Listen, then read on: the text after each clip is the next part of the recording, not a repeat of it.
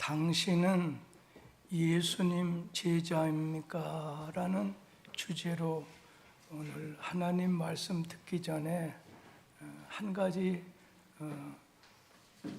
이런 얘기를 하나 좀 드리겠습니다.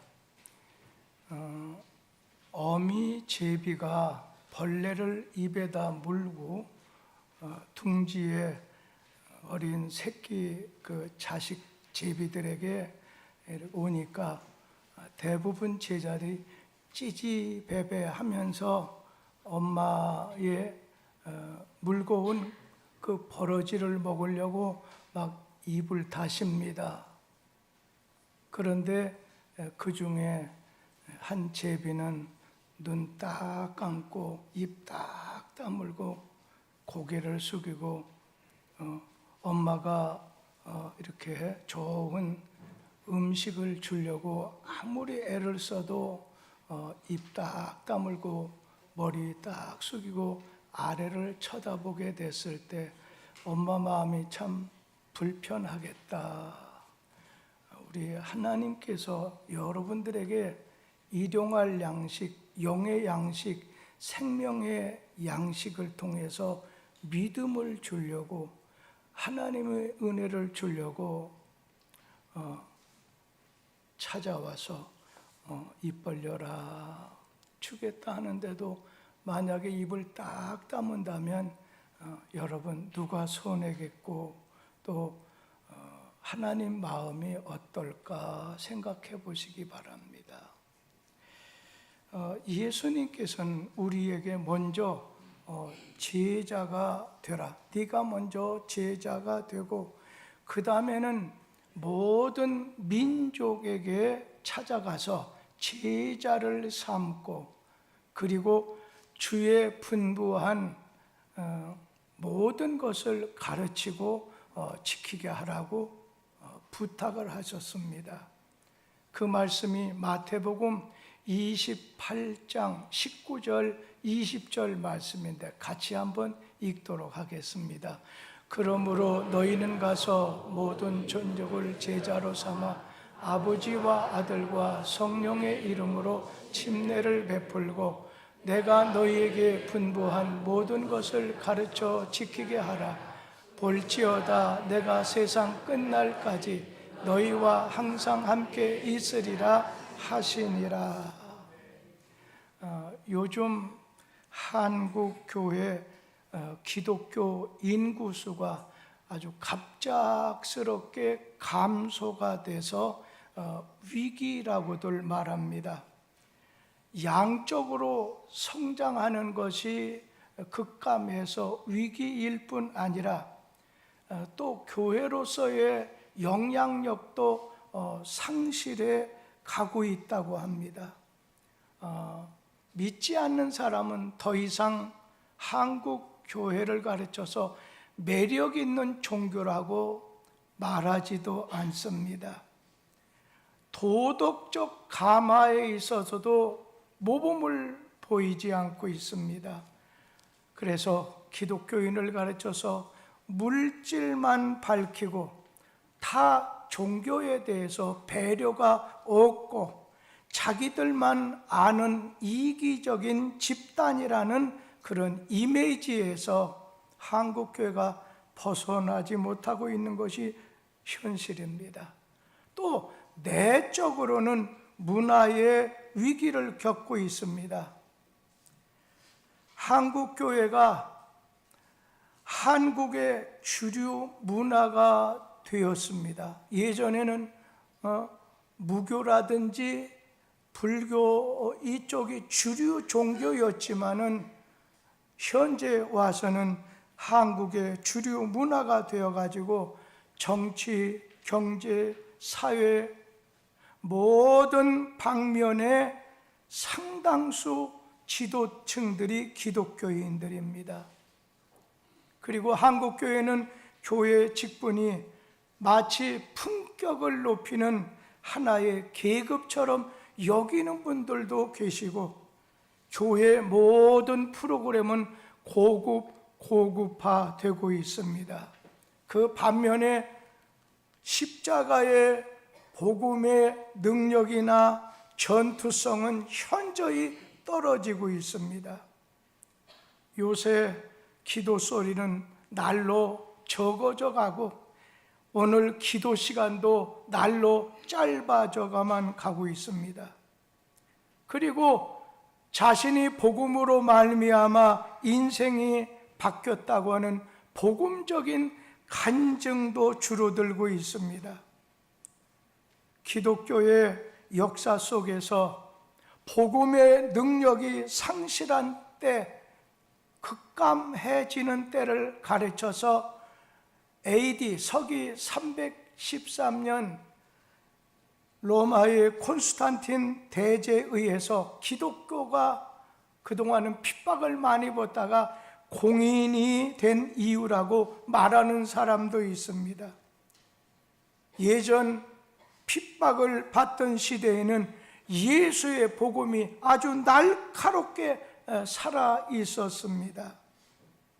이러한 기독교가 주류 문화가 되면서 복음적인 어떤 필요보다는 문화적인 필요에 따라서 어떤 신분이나 상승이나 인간관계 면에서 문화적인 필요로 기독교로 개종하는 사람이 많아지게 되고, 이것이 중세기의 기독교가 타락하게 된 요인이었다는 겁니다. 초대교회는 은과 금이 없었지만은 나사렛 예수의 이름의 능력을 가지고 있었습니다. 그런데 오늘날은 교회는 은과 금처럼 많은 재력도, 많은 땅도 가지고 있고 좋은 건물, 많은 인원수도 소유했지만 한국교회 나사렛 예수의 능력, 복음의 능력을 상실한 교회가 많아지고 있다는 것입니다. 이런 기독교의 위기라고 하는 것을 느끼면서 기도하는 가운데 말씀으로 돌아가서 우리의 잘못된 것이 무엇인지 회개하고 고쳐야만 되겠다는 겁니다. 우리 기독교의 문제는 숫자가 많으냐, 건물이 크냐 작으냐 여기에 달려있는 문제가 아니라 오늘 맛을 잃어버렸다고 하는 것이 문제가 되고 있다는 것입니다. 아무리 많은 소금이 있다 해도 주님께서 소금이 그 맛을 잃으면 모든 사람에게 밟히게 되고 짐덩어리로 전락하고 되고 만다고 했습니다. 한국 교회는 이제 소수화되고 있는 이때에 오늘 참 소금의 맛, 아주 짠 왕소금에 관심을 가졌을 때 교회가 참 교회다워질 것입니다. 예수님의 관심은 맛을 잃지 않는 소금에 있습니다. 오늘 읽어드린 본문 말씀은 예수님께서 3일 만에 부활하셔서 하늘로 떠나시기 전 이 지상에서 마지막 주신 말씀입니다. 마태복음 28장 19절 20절 우리 다시 한번 읽겠습니다. 너희는 가서 모든 민족을 제자로 삼아 아버지와 아들과 성령의 이름으로 침례를 베풀고 내가 너희에게 분부한 모든 것을 가르쳐 지키게 하라. 볼지어다 내가 세상 끝날까지 너희와 항상 함께 있으리라 하시니라. 여러분, 주신 이 말씀 그 중에 주동사가 하나 있고 그리고 거기에 분사가 3가지가 나오지요. 꾸며주는 말이. 오늘 그 중에 제자 삼으라, 이게 중심 동사입니다. 핵심이라는 거예요. 주님의 지상 명령의 핵심이 제자 삼으라. 그리고 3개에 따르는 분사가 나오지요. 뭐라고 했어요? 제자 삼기 위해서 모든 민족에게 찾아가라는 겁니다. 그리고 그들에게 침례를 주라는 것입니다. 구원의 확신을 주라는 것입니다. 그리고 세 번째 분사는 주님의 분부, 하나님의 말씀을, 복음을 가르쳐서 지키게 하라는 것입니다. 예수님은 이 땅에 계실 때에 오늘 3년 공생의 사역하시는 동안 가장 중심, 가장 중점, 핵심 되었던 것이 바로 제자 삼는 사역, 제자 삼는 일이었습니다. 주님은 많은 때 오늘 무리를 보시지 않았습니다. 오직 제자만을 보셨습니다. 흘러나는 얘기 중에 이런 얘기가 있습니다. 예수님이 이 땅 지상에서의 사역을 마치고 천국에 갔었을 때 한 천사가 예수님께 물었습니다. 예수님, 지상에서 무엇을 하고 오셨습니까? 하자 예수님이 12 제자를 심고 왔지 하니까 천사가 예수님, 그 12 제자가 실패하면 어떻게 되지요? 그때 예수님께서 그렇다면 나도 어쩔 수 없지. 오늘 성경에 보면 예수님 따르는 사람을 주님 바깥에, 주님 안에 있는 사람처럼 무리, 때를 짓는 그 무리라고, 또 하나는 제자라고 나누었습니다. 오늘 무리와 제자라고 하는 말은 예수님을 따라가는 그 중심, 그 마음에 따라서 둘로 나눠지게 되는데, 무리는 자기 중심적인 사람들입니다. 자기 이익 때문에, 자기 유익이 되기 때문에 예수님을 따릅니다. 그래서 한때 예수님은 자기를 따르는 많은 무리를 향해서 요한복음 6장 26절 보면은 너희가 나를 찾는 것은 표적을 본 까닭이 아니요 떡을 먹고 배부른 까닭이다 말씀하셨습니다. 그 반면에 자기 중심으로, 자기 가치, 자기 판단에 따라서 자기를 위해서 주를 따르는 무리에 반해서 주님 따르는 또 다른 제자는 자기 유익을 구하지 않습니다. 철저하게 예수님 중심으로 행동하는 사람입니다. 또 무리는 자기를 위해서 예수를 믿는 사람이라고 하면, 제자는 예수를 위해서 예수님을 믿는 사람입니다. 여기서 저는 여러분에게 질문을 하나 하고 싶네요. 여러분들 허다한 무리 속에 주님을, 자기를 위해서 따라가는 무리에 속했습니까? 아니면 예수 제자로서 살기 위해서 주님 따르는 사람입니까? 우리 한국교회에 유일한 희망이 있다고 한다면 오늘 무리가 되는 것이 아닙니다. 구경꾼이 되는 것이 아닙니다. 다른 교인들 하나님이 하시는 걸 멍하니 구경하는 사람이 아닙니다. 내가 제자가 되고 그리고 또 다른 제자를 만들어내는데 여기에 한국 기독교의 희망이 있습니다.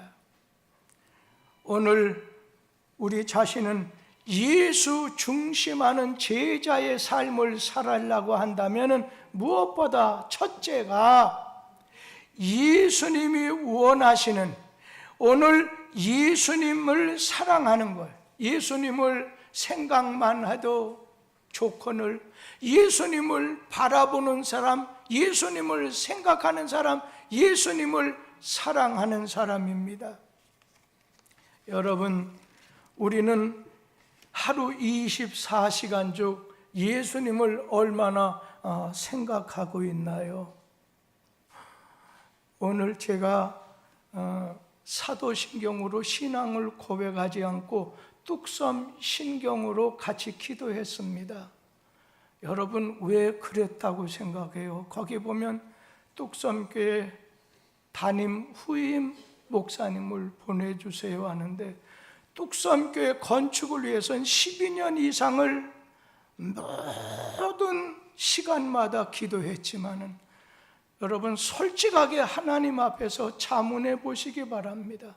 과연 뚝섬교회 건축보다도 더 좋은 후임 좋은 목회자가 와야 될 텐데, 오늘도 미국 오늘 메릴랜드와 그 위에 있는 주에서 저에게 어떤 사람에 대한 얘기가 있어요. 거기 목사님 누가 그 교회 지원했다고 하는 말을 미국에서 그 사람이 얘기하는 걸 들었습니다. 절대 그 사람 세우면 안 됩니다, 목사님. 뭐 여러 가지 얘기하는 거. 그러면서 조목조목 그분에 대해서 같은 지방에 속해 있지만 이렇습니다. 이번에 우리 교회 담임 목사를 신청한 사람 중에 20명에서 50명 놓고 목회한 사람이 대다수고, 그것도 제대로 계속해서 한 사람 없습니다. 그래도 그 속에 하나님의 뜻이 있을 거라고 저는 믿고 기도를 계속하고 있습니다. 그런데 어떤 경우에는 대학교 4년 정도 하게 되면 마지막 학기에 어느 중고등학교에 교생 실습이라고 하는 걸 실습 가는 경우가 있습니다. 교사로서 필요한 소양을 얻으라는 것입니다. 지금 우리 교회는 와가지고 배워서 이제 하게 되는 그거보다는 가지고 있는 뚝섬교회 가지고 있는 역량에다 거기다 플러스를 시켜야 되는 그런 교회가 돼야 되는데, 그런 면에서는 굉장히 가슴 아픈 마음이 있어서 어떻게 할까? 이 앞에 있는 목사님 여러분, 12월 마지막이 되면은 저는 뚝섬교회 담임 목사는 이제 끝나는 거 안 합니다. 원로 목사가 돼서 할지언정 하지 않습니다. 주중에는 예배 시간 외에는 나오지 않습니다. 집도 다른 데로 옮기게 됩니다. 그러면서 목회 부분은 오늘 목사들 중에 올해는 이문구 목사님이 수석 목회자였습니다. 우리 교회 사무처리에 목사님 대신 목사님 유고시 대행하는 것이 사무처리 총무 노봉선 장로님이십니다. 그분들에 의해서 목회와 모든 행정이 이렇게 굴러가게 할지언정 제가 사무처리하는 것 외에는 관여하지 않게 될 것이고, 다만 저는 올해 말까지 담임 목사가 잘 정해질 것을 기대하지만 한두 달 더 지나가게 될 땐 주일날 설교하는 것, 오늘 주일날 설교하는 정도, 이 정도만 제가 감당하게 될 것입니다.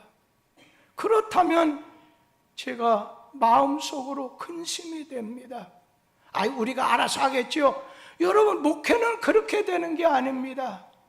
그러면 이 교회 좋은 목회자가 되기 위해서 여러분 비바람 노숙 속에서라도 기도하는 분위기가 있어야 되는데, 마음으로는 있겠지만 실제적으로는 떠나 있는 것, 멀어져 있는 것을 보면서 하나님께 기도 좀 하지 해서 오늘 제가 전 교회 합심 기도문을 제가 같이 읽다고 한 것입니다.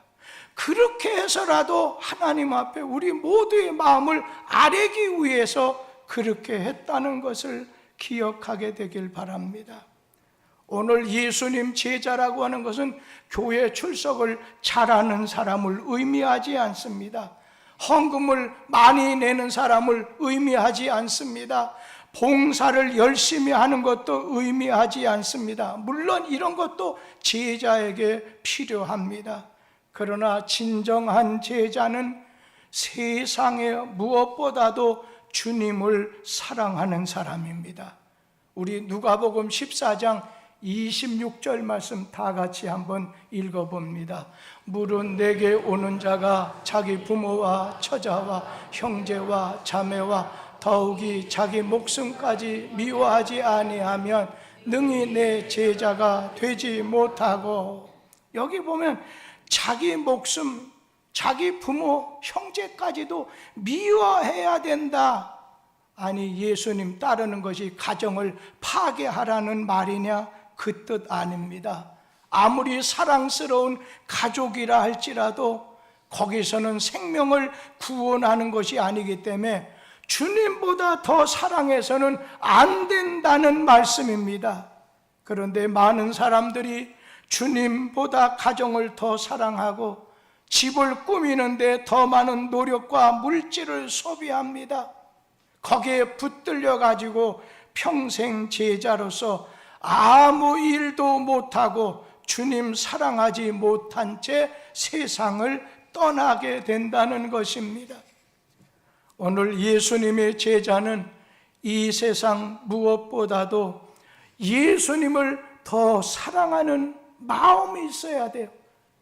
주님을 생각만 해도 내 마음이 기쁘고 주 예수보다도 귀한 것은 없네. 이 세상 무엇보다도 주 예수를 사랑하는 마음이 있어야 된다는 것입니다.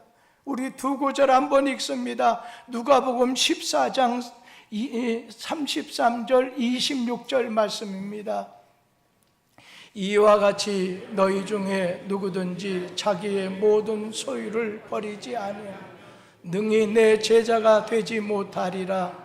무릇 내게 오는 자가 자기 부모와 처자와 형제와 자매와 더욱이 자기 목숨까지 미워하지 아니하면 능히 내 제자가 되지 못하고.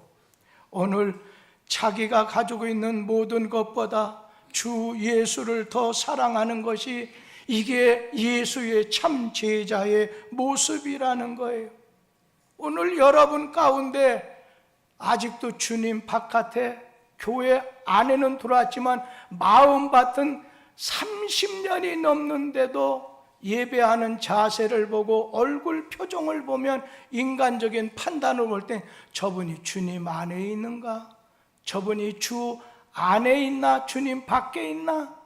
그리고 저 사람이 무리 가운데 그냥 구경꾼으로서 자기 이익을 위해서 주님 따르는 사람인가?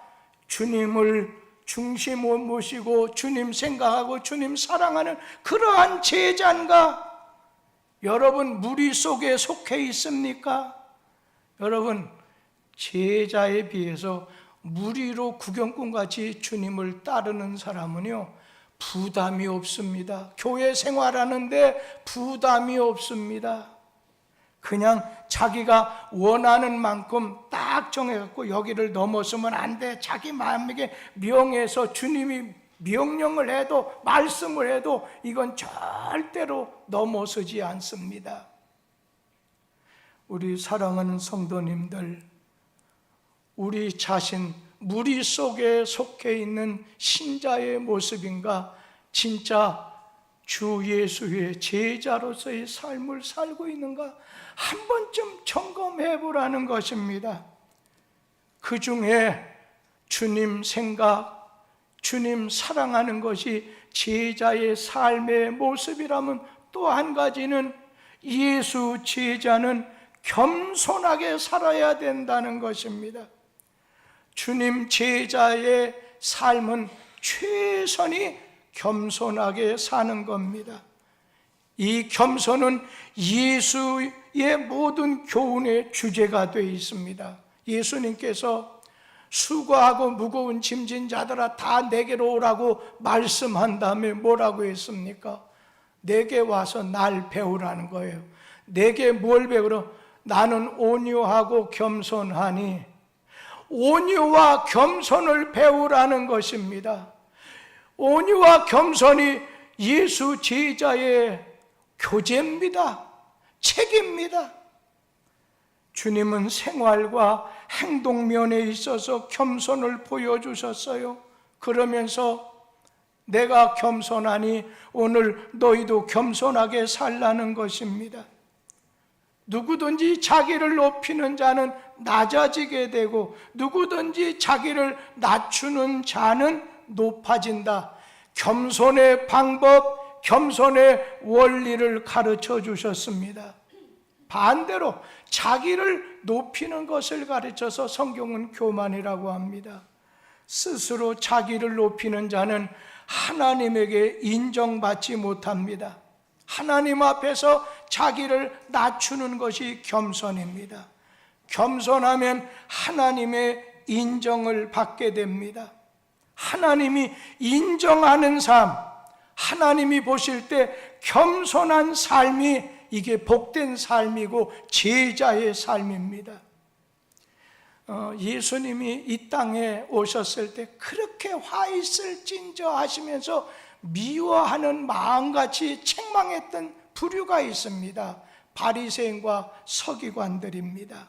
바리새인들은 행동하는데 교만해서 행동하다 보니까 그것은 어떻게 표현되냐면 사람에게 보이려고, 사람에게 오늘 보이기 위해서 행동했습니다. 잔치의 상석, 교회 회당에 나와서도 상석에 앉기를 원했습니다. 오늘 현대판 바리새인도 세상 사람들에게 보여지는 것, 사람들에게 인정받는 것에 관심을 갖습니다. 예수님은 이런 바리새인들의 잘못에 빠지지 않도록 겸손해야 된다 강조합니다. 어느 목사님이 목사님, 우리 교회 어떤 앞장 서 있는 사람들 중엔 그냥 교인들이 세상 사람들 앞에서 살아갈 때 조금 이건 아닌데 하는 걸 보고 막 하는데 그 사람이 교회 앞에 나와서 자신도 모르게 교만한 모습이라 다른 사람이 손가락질하는 걸 못 봐요. 자기 중심으로 하려고 하는 걸 못 봐요. 목사님, 그런 경우에는 선배 목사님으로서 내가 어떻게 해야 되는지 좀 가르쳐 주세요. 그래서 제가 뭐라고 했어요? 개패도 패라고 하겠어요? 가만 놔두라고 하겠어요? 더 기도하세요. 당신이 더 기도하면 하나님이 그분을 아주 아무런 흠집 없이 변화되게 할 것 아니에요. 당신이 하려다 하면 교회가 깨지든지 당신이 나가든지 그분 나갑니다. 절대로 하지 마세요. 그런 얘기 한 적이 있어요. 오늘 야고보서 4장 6절하고 10절에도 보면 주님께서 이같이 교훈하셨어요. 같이 한번 읽어보지요. 그러나 더욱 큰 은혜를 주시나니 그러므로 일렀으되 하나님이 교만한 자를 물리치시고 겸손한 자에게 은혜를 주신다 하였느니라. 주 앞에서 낮추라. 그리하면 주께서 너희를 높이시리라. 하나님, 교만한 자는 물리치요, 겸손한 자는 영예를 주시고 높여주시고 주 앞에서 낮추라는 거예요. 하나님이 높여주신다는 거예요. 여러분, 제자는 하나님이 높여주는 곳에다가 생명을 걸고 목숨을 거는 사람들 아니겠습니까? 우리는 하나님 앞에서 겸손해야 됩니다. 여러분, 참 겸손이라는 것이 어떤 겁니까? 하나님 앞에서 먼저는 내가 죄인입니다. 내가 죄인입니다. 또 하나, 나는 아무 가치 없는 존재라고 하는 것을 깨닫고 인정하고 시인하는 것이 이게 겸손의 오늘 첫 자리가 아니겠습니까? 겸손이 빠진 신앙생활은 근본적으로 잘못된 신앙생활입니다. 성전에 두 사람이 기도하러 바리새인 세리가 올라갔습니다. 그 중에 세리는 자기 가슴을 치면서 머리를 감히 들지 못하면서 울면서 하나님이여 불쌍히 여기소서 나는 죄인입니다 부르짖을 때 주님께서 그분을 택하셨습니다. 겸손한 세리, 죄를 지었으나 죄를 회개하면서 겸손의 자리로 나갔던 오늘 세리를 세워주셨던 것입니다. 하나님이 베풀어 주신 것을 내가 잘해서 돈도 없고 어떤 자리도 없고 자식도 얻었다 착각입니다. 내가 주님 교회 섬기고 봉사하는 것은 주님을 위해서 내가 대단한 것을 하는 것처럼 착각합니다. 또 사회적으로 성공하고 경제적으로 부유하게 사는 것도 내 능력으로 이루었다고 생각하지만 생각할 것은 하나님이 이 모든 것을 허락하지 않았다고 내가 했다고 생각하면 교만한 파트에 속한다는 것입니다. 자기 눈앞에 아주 가장 가깝게 붙어 있는 것이 눈썹 아니겠습니까? 눈썹이 몇 개나 되느냐, 눈썹의 수요를 모르면서 온 천하 우주 은하계를 창조하시고 역사하시는 하나님이 어디 있느냐? 하나님이 없다고 하는 자, 하나님의 많은 은혜를 잊고 살면서도 하나님께 감사하지 않는 자는 정말이지 하나님 앞에 교만한 자고 어리석은 자라는 것입니다. 하나님 앞에 낮추라는 겁니다. 그래야 하나님이 높여주시고 잠언에 하나님이 영예를 주신다고 약속하셨습니다. 우리는 하나님 말씀 앞에서 또 겸손해야 됩니다. 말씀 앞에서 교만한 자를 성경에 보면 길바닥이나 길가밭으로 예수님이 말씀하셨습니다. 여러분, 길가밭이나 아니면은 오늘 돌짝밭에는 오늘 그 하나님의 말씀이 떨어져도 뿌리를 내리지 못해요. 흔들리게 된다는 거예요. 의심하게 된다는 거예요. 마지막에 죽어버린다는 거예요. 우리는 하나님 말씀 드릴 때 간절히 사모하는 마음, 두려운 마음을 가지고 받아야 됩니다. 유대인의 탈무드에 보면 교만한 자에게 하나님의 진리를 가르치는 것이 당나귀에게 음악을 가르치는 것보다 어렵다 말했습니다. 하나님의 말씀을 듣고 알수록 이것이 겸손해지는 것이 말씀을 아는 사람입니다. 오늘 읽지 않는 보리 이삭은 고개를 빳빳하게 교만하게 세웁니다. 그러나 보리 밀 이삭이 다 자라면 고개를 푹 숙여서 겸손하게 됩니다. 오늘 하나님 앞에서 말씀 앞에서 겸손해야 된다는 것입니다. 오늘 잠언 17장 18절 19절 말씀 한번 같이 읽어보겠습니다. 교만은 배망의 선봉이요 거만한 마음은 넘어짐의 앞잡이니라. 겸손한 자와 함께하여 마음을 낮추는 것이 교만한 자와 함께하여 탈취물을 나누는 것보다 나으니라. 오늘 교만은 망하는데 선봉이라는 거, 앞장선 거라는 거예요. 거만한 것은 넘어지는 것에 앞잡이가 된다는 거예요. 마음을 낮추라는 거예요. 마음을 낮추라는 것입니다. 겸손한 것이 존귀의 앞잡이가 된다는 거예요. 구약에 보면 모세가 가장 위대한 인물이라고 하잖아요. 근데 모세를 가르쳐서 성경 말씀은 오늘 하나님 앞에서 지상에서 그보다 겸손한 자가 없다. 겸손이 승한 자라고 했어요. 그러니까 오늘 이 모세는 아주 겸손한 사람, 아주 온유한 인물이었어요. 시내산에서 내려올 때 얼굴에 광채가 나타나다 보니까 수건으로 얼굴을 가렸어요. 겸손해야 된다는 거예요. 우리 신약에서는요, 가장 아주 위대한 인물이 바울 사도 아니겠어요? 가장 많은 은혜를 받고 체험을 했으면서도 자기 자신을 가르쳐서 나는 죄인 중에 괴수입니다. 나는 죄인 중에 괴수입니다. 여러분, 이렇게 햇빛이 비치게 되다 보면요, 우리가 지금까지 못 봤는데 막 먼지가 막 티끌이 눈에 보이지 않는 아주 미세한 그러한 먼지가 날아다니는 걸 보지 않습니까? 제가 무슨 차영대 안수 집사님하고 비교할 때 뭐 제가 저분보다 아주 안 좋고 아주 악하고 한 게 있겠어요? 도토리 기적이죠.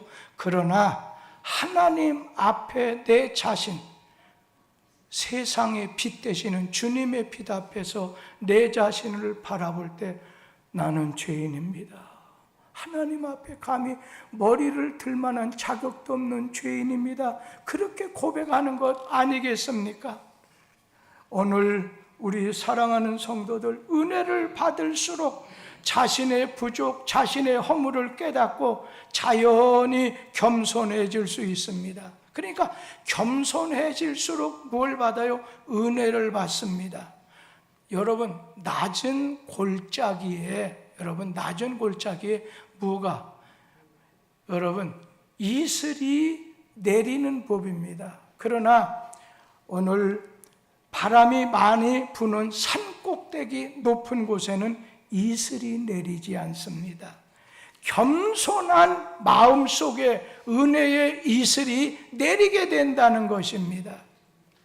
오늘 여러분, 하나님은 겸손한 사람의 소원을 들어주시고 교만한 자의 기도는 물리치신다고 했습니다.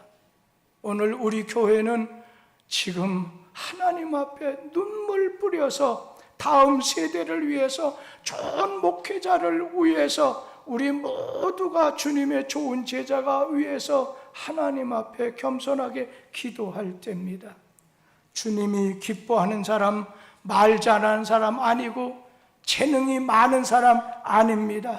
겸손한 사람, 주님의 도움을 구하는 사람이라는 걸 잊지 마세요. 오늘 우리에게 앞에 문제가 있고 장애가 있고 부족할 때 이런 사람이 있습니다. 하나님의 도움을 구하는, 무릎 꿇고 기도하는 사람이 있고, 하나는 그냥 동쪽 보고 서쪽 보고 남쪽 보고 염려하는 사람이 있습니다. 염려는 우리가 해보겠다는 사람이지만, 그러나 주님 교회는 주님이 앞서서 지시하셔야 됩니다. 주님이 중심 되셔야 돼요. 성령이 역사해야 돼요. 그러기 위해선 우리는 기도할 필요가 있습니다. 그리고 참 제자로 사는 것은 남을 용서하면서 살아야 됩니다. 많은 신자들이 자신은 가르쳐서 그냥 1만 달란트 받았던 종이 주인에게 다 탕감을 받았습니다. 근데 나오다 보니까 자기 동료가 100데나리온 빚진 것 때문에 그냥 놔두지 않고 옥에다가 갚을 때까지 오늘 넣게 된 것을 보면서 이웃이 지은 작은 죄를 용서하지 못하는 것에 대해서 주님 경고했습니다. 오늘 교회에 나와 눈물로 자기 죄를 고백하지만 이웃의 죄에 대해서는 마음에 품고 언젠가 손 봐야지 하면서 오늘 나가는 사람입니다. 예수님께서는 자기를 십자가에 못 박고 또 자기를 욕하는 사람들에 대해서, 저주하는 원수들에 대해서 아버지여 저들의 죄를 사하여 주옵소서 기도하셨습니다. 그리고 주님께서 우리에게 가르쳐 주신 기도, 우리에게 기도를 가르쳐 달라고 할 때 주님께서 하늘에 계신 우리 아버지여, 이 주기도문을 가르쳐 주실 때 우리가 우리에게 죄 지은 자를 사하여 준 것 같이 우리 죄를 사하여 주옵시고, 우리 죄를 사하여 주신 것처럼 조건이 있습니다. 하나님이 우리 죄를 용서하시듯이 우리가 다른 사람의 죄를 용서하는 조건을 네가 가졌을 때 너 죄도 용서해 주겠다는 거예요. 참 제자의 삶은 용서 또 용서. 참 자식도요, 부모에 대해서 어떤 때는 말을 잘못할 때가 있잖아요. 그런데 10여 년, 10몇 년 전에 아무 생각 없이 잘 되라고 하는 데서도 한 말 했는데 그걸 꼭 같이 걸어가지고 있다가 자신이 화가 난다고 얼마 전에 이러지 않았습니까? 할 때 참 황당하면서도 아버지는 잃어버렸지만 자식은 잊어버리는 게 아니다 해서 그냥 흐르는 눈물을 조용히 닦아내면서 주여, 내가 죄인입니다. 어떻습니까? 내가 그래도 사랑해야 되지 않겠습니까? 그런 생각을, 기도를 했습니다. 오늘 여러분, 참 제자는 남의 죄를 용서하면서 사는 사람입니다. 우리 누가복음 6장 27절 28절 한번 읽어보지요.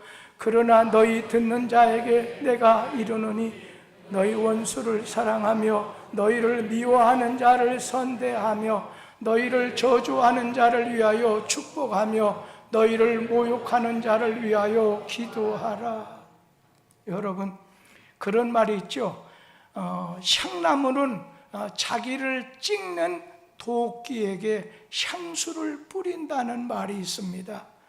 원수까지도 미워하지 않고 내가 하나님이 심판하고 갚아주시겠지 하면서 용서하는 마음을 갖는 것이 제자의 마음, 하나님과 이웃을 사랑하면서 사는 것이 참 제자의 마크라고 한다면 표식이라고 말할 수 있겠습니다. 그리고 마지막 한 말씀, 가장 중요한 말씀입니다. 예수 제자의 삶의 핵심이, 중심이 있습니다. 그것은 자기가 이 땅에 살아가야 될 이유가 있다는 것을 알아야 됩니다. 그것은 예수님께서, 아버지께서 나를 세상에 보낸 것처럼 나도 너희를 보내노라. 신자는 이 땅에서 추구할 삶의 키워드가 있다고 한다면 한마디 전도입니다. 복음을 다른 불신자에게 전하는 복음의 재생산이에요. 제자가 된 사람, 또 다른 제사를 만들어내는 것이 디모데서에 말씀하고 있습니다. 오늘 살아있는 교회는 유기체요, 살아있는 공동체입니다. 여러분, 살아있는 생명체는 반드시 이렇게 번식해요. 자라게 된다는 거예요. 그렇다고 한다면 교회가 살아있는 공동체, 생명체라고 한다면 반드시 자라야 되고 번식해야 되는 또 다른 재생산의 역사가 일어나야 된다는 겁니다. 참된 주님의 제자라고 한다면 또 다른 제자를 만들어내는 거예요. 나를 통해서 다른 불신 영혼이, 불신자가 주를 믿게 되는 이러한 역사가 계속 일어나야 된다는 겁니다. 참 제자는 먼저는 내가 제자가 되는 거고, 그 다음엔 또 다른 제자를 삼아야, 또 다른 제자를 만들어내는 거예요. 아니, 내가 교회 데리고 와도 다른 교회 가는데요, 우리 교회 왔다가 그냥 조금 지난 다음에 자기에게 맞지 않는 떠나버리는 거예요. 이거는 우리 주님이 알아서 할 바지 내가 신경 쓸 바가 안 돼요. 헌금을 재무위원들이 어떻게 그건 재무위원들이 잘못 쓰게 되면 그분들이 안 좋은 일, 저주를 받든 뭘 할까 하니까, 여러분은 주님에게 드렸다고 한다면 주님 아시면 되는 거 아니에요? 주님 드리게 되는 거 아니겠습니까? 오늘 사도 바울은 사도행전 20장에서 우리가 주 예수께 받은 사명이 있는데, 그것은 은혜의 복음을 증거하는 일, 이것을 위해서라면 내 목숨 아깝지 않게 내놓겠다는 거예요. 이 세상, 우리가 이 사명, 내가 이 땅을 살아가는 가장 큰 목적이고 가장 위대한 명령이고 사명입니다. 예수께서 너희는 가서 모든 민족으로 제자를 삼아라. 그리고 오늘 하나님과 예수와 성령의 이름으로 침례를 주고 내가 너희에게 분부한 모든 걸 가르치고 지키게 하라. 주님은 우리더러 그냥 교회 안에서 너희들끼리 예배드리고 기도하고 친교하고 이런 걸로 그냥 하면서 가만히 있으라는 게 아니라 너희는 찾아가서 재생산하라는 거예요. 또 다른 사람을 제자 삼아서 오늘 주님께로 또 다른 제자가 되라는 거예요. 나를 통해서 불신자가 구원받는 이런 역사가 너의 소원이 되고 주님의 소원이 되고 꿈에도 소원이 되는 오늘 이런 역사, 집을 나갔던 탕자가 그냥 돌아오기만을 기다리는 그러한 심정을 가져야 되겠다는 거예요. 울타리 안에 있는 양 99마리 양보다도 오늘 길 잃어버리고 반항적으로 튀어나간 한 마리의 그 양 오늘 찾아가서 오늘 그를 구원해주고, 그것이 아버지의 마음, 그것이 목자의 마음이라는 거예요. 너희 안에 이 마음, 예수의 마음을 품으라는 거예요. 영혼을 사랑하는 것이 제자의 마음, 하나님을 사랑하는 것이 제자의 마음이라는 거예요. 오늘 예수님은 원수를 기도해주고 미워하는 자를 사랑해주라고 했잖아요.